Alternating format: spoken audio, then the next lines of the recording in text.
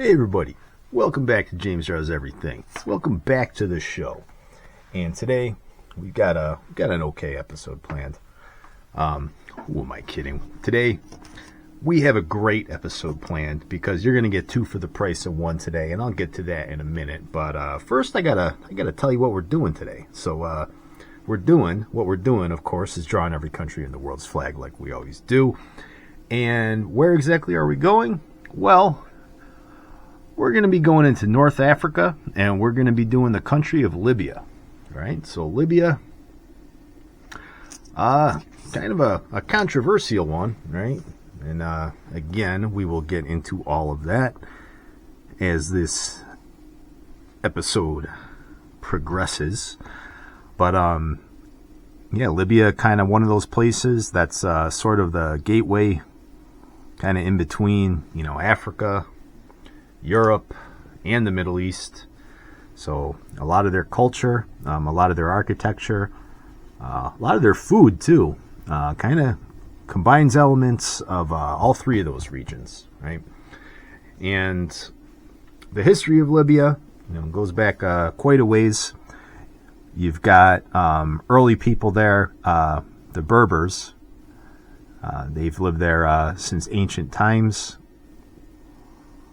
And the Berbers were kind of mixed. They were sort of taken over, displaced, whatever you want to call it, here and there. I mean, we're talking over, long periods of time here. Phoenicians, Greeks, Carthaginians, Persians, Egyptians, Romans, Germanic Vandals.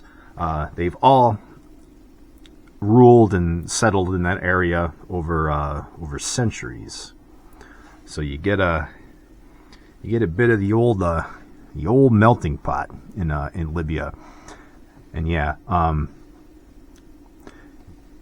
it is an African country, but I feel like North Africa really is kind of its own thing. It's definitely so much more, it's so much different than like sub-Saharan Africa. A lot of the architecture here, it's very, very Roman, right? And not just Roman, but Italian too, which we'll get to. But yeah, it's just one of those places that has just kind of been at the cultural crossroads for a very long time.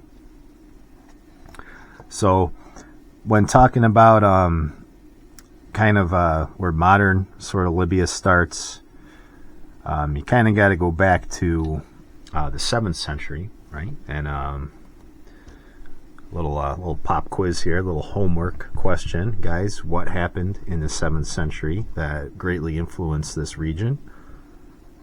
Can you guess? No? Maybe? I don't see anybody raising their hands. Well, I don't see anything because I'm not live right now. But play along here. That was the rise of Islam, right? So Islam spread all throughout the Middle East and then also into North Africa. So you get a series of caliphates that are kind of running the place, kind of going back and forth. When the Romans were there, right, there were a lot of like aqueducts, things like that, to enhance like agriculture, because about 90% of Libya is desert, right? So pretty much uninhabitable, but wasn't always that way either, right? Because a lot of people have moved in and out of Libya, but the desert kind of moves in and out of Libya as well. So, right, the Sahara Desert is kind of a living thing in its own right. It expands and contrasts over the centuries. But yeah, for the most part, can't really do much there. But yeah, a lot of infrastructure was built to combat that. And when the Ottomans rise around the 16th century and take over Libya, they actually do a pretty good job with the infrastructure, right? They kind of resurrect a lot of that ancient Roman infrastructure in this region and make it a fairly prosperous place, right? So Libya, even today, after all the chaos, it's one of the more prosperous places in Africa, and ranks a little bit higher than most African countries on like your human development indexes, things like that.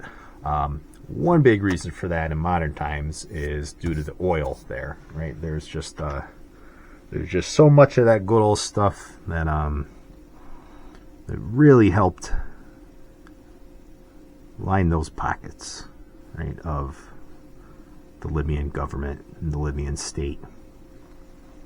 But before we get to that, when the Ottoman Empire collapses, right, circa World War I, the Italians jump in, right? So the Romans already were here, right? And the early 20th century Italians, kind of leading up to like the rise of Mussolini, there was always sort of a romanticism about Rome, right? There still is today. Italians always talking about bringing back the good old days, bringing back the days of empire. Italy, though, has been, kind of weak militarily in modern times, right? So they were pretty much left out of the scramble for Africa, right? All the other major European powers kind of took their piece of the pie. And, you talking about Italians and pies and pizza pies, you can't take a piece of the pie and not invite the Italians, right? So the Italians definitely felt left out, so they said, we want ourselves some of that African pie. And that's how Italy came into Libya, right? Italy was also kind of occupying Ethiopia at the time as well. So yeah, Italy a little bit of a latecomer to the scramble for Africa, and again, a lot of it is just due to the fact that they were kind of left out, just due to kind of how weak they were compared to a lot of the other European powers. So Italy occupies until 1943. So they're defeated in World War II. Libya kind of falls under a UN mandate. A little bit of British and French influence there, kind of divvying up the region. And then in 1951, Libya declares independence, right? So they're one of the first African states to gain independence.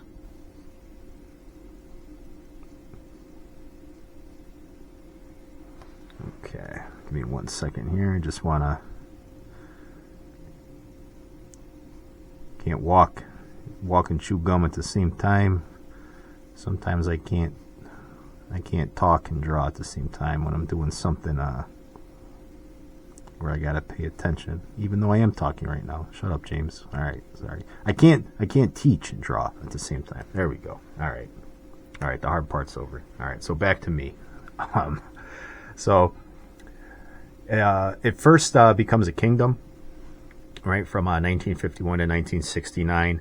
A little bit of a rocky road as far as their independence, just like kind of almost every African power. And this leads to a lot of sort of popular uprisings in Libya. And then, of course, we cannot talk about Libya without talking about Gaddafi, right? So Colonel Muammar al-Gaddafi assumes leadership with a military coup of Libya in 1969, deposes the monarchy, and institutes some democratic reforms, I guess, sort of, kind of, right? But, Gaddafi, he's one of the bad guys, right?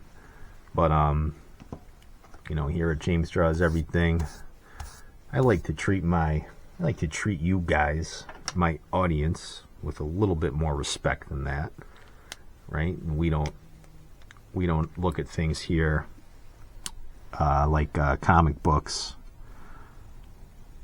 right? We try to look at the reality of the situation, so we try not to played like the good guy, bad guy game. And for all his faults, right, Gaddafi did keep Libya, fairly stable and definitely prosperous, again, for an African country. A lot of that was due to oil, right? So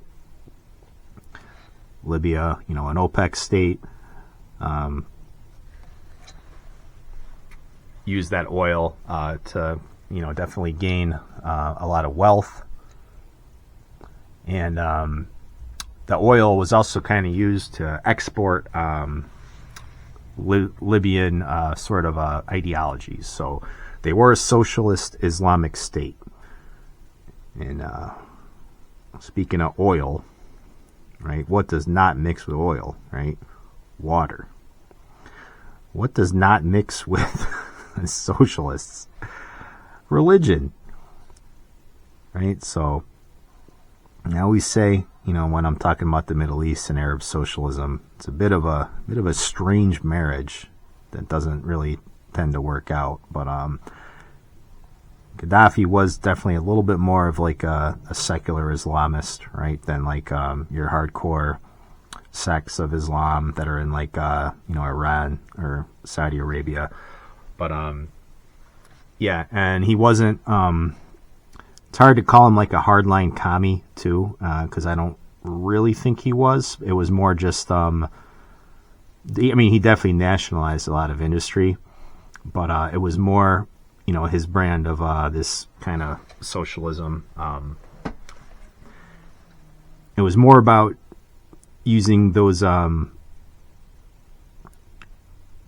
revenues from his natural resources and whatnot to really invest in Libya, right? So he did have a lot of social reform kind of programs. He did advocate for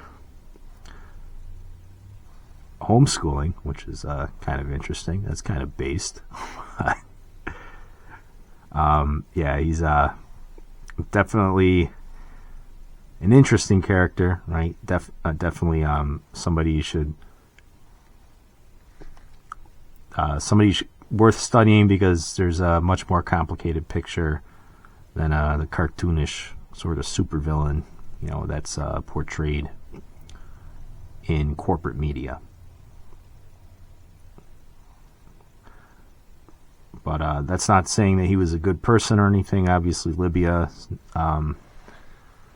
in those days, or definitely not today, but not a place that I'd want to live in. But he was popular with his people, and he did keep the lights on.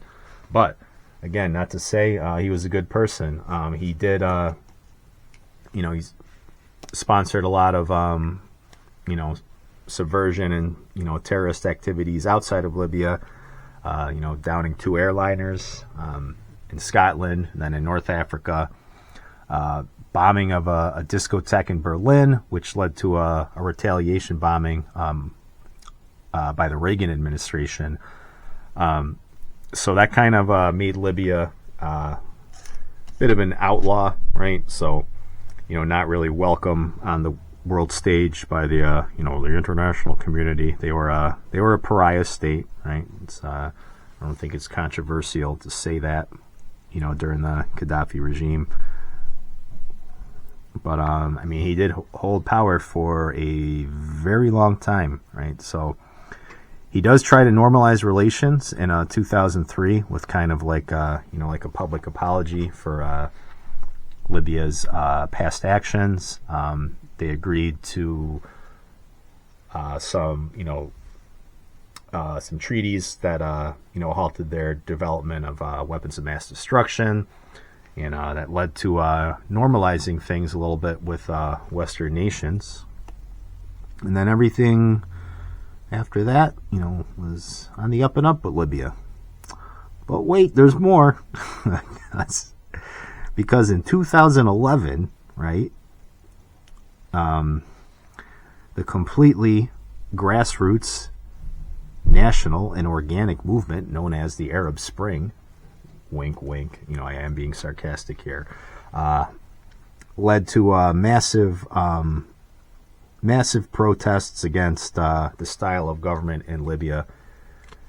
And when you hear, bad guy dictator, popular uprising against him, alarm bells should go off, because again, it's not really an organic thing that was massively funded by outside influences. And yeah, that led to more and more protests, because he was cracking down on them. You don't want to have an unstable state, and led to Gaddafi's ouster and his execution.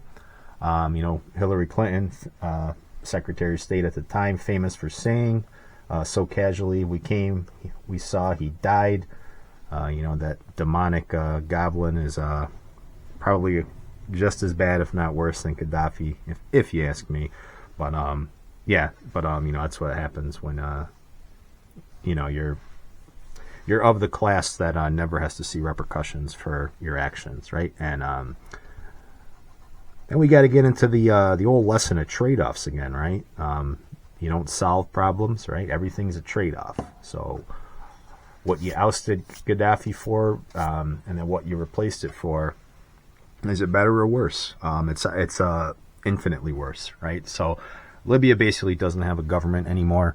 They have had a lot of assistance from like NGOs, trying to help rebuild the state, but it's not been easy.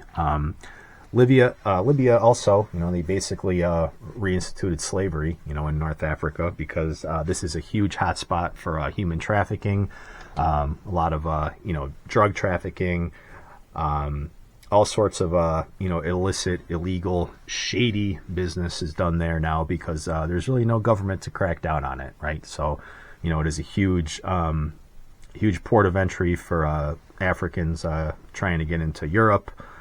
And it's just pretty much a mess. It's not really a functioning state anymore. And again, just to so casually just off somebody like that, no matter how evil he was, it's just these type of people that are completely incapable of seeing the consequences of their actions, because they don't care, because they don't have to suffer those consequences. But yeah, unfortunately for Libya,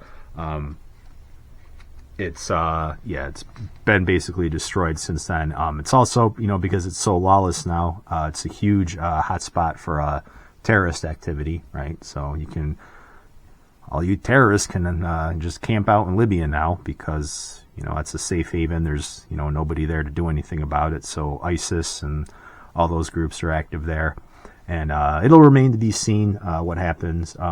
It is still one of the more prosperous African countries, and still ranks a little bit higher on human development, but that's just due to basically all the infrastructure and everything that had been built up there for so long is still mostly there. And that kind of says more about Africa though than Libya, because again, Libya is not much of a functioning country anymore. But with that said, yes, what does the flag mean?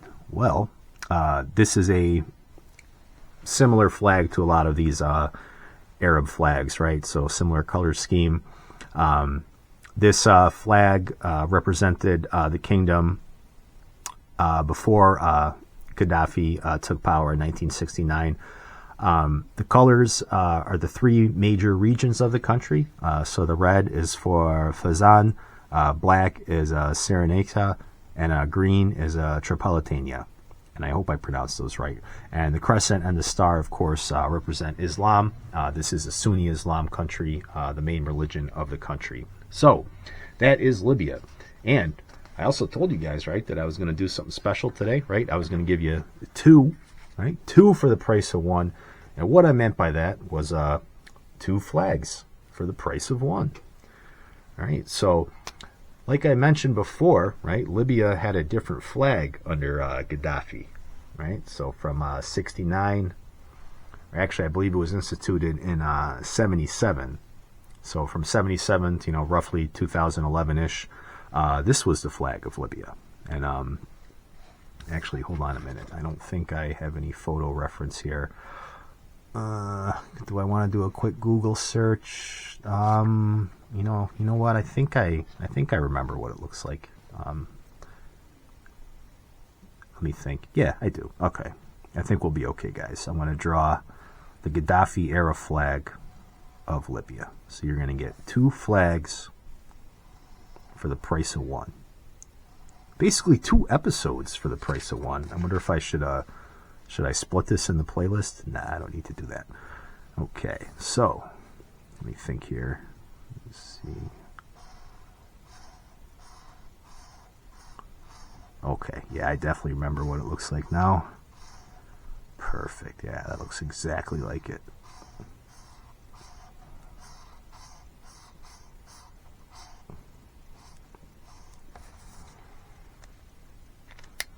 And then just let me get... And so that's Libya.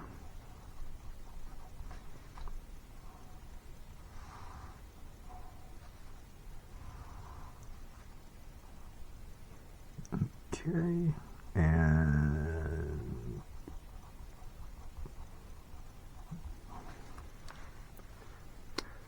all right, so that's the Gaddafi era Libya flag, and that's the current Libya flag. Yeah, no, really, that's it. Yeah, it's just green.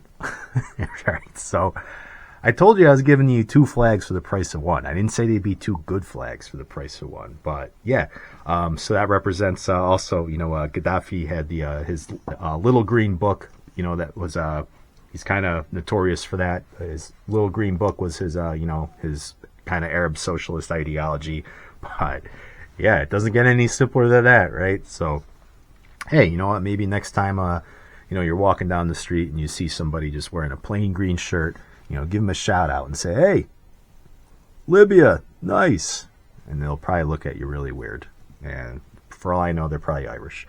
But, if anything, this channel, if you're going to get anything out of it, besides the drawing, besides the history lessons, it's, just making, casual passersby, friends and family just think you're a weirdo when you do what I tell you to do. But again, yeah, that is the basic Libya flag of the Gaddafi era, the slightly less basic current Libya flag, and the flag of the kingdom that ended in 1969. And yeah, again, 2 for the price of 1. So you're welcome for that. And with that said, don't forget, like, comment, and subscribe. And I will catch you on the next episode.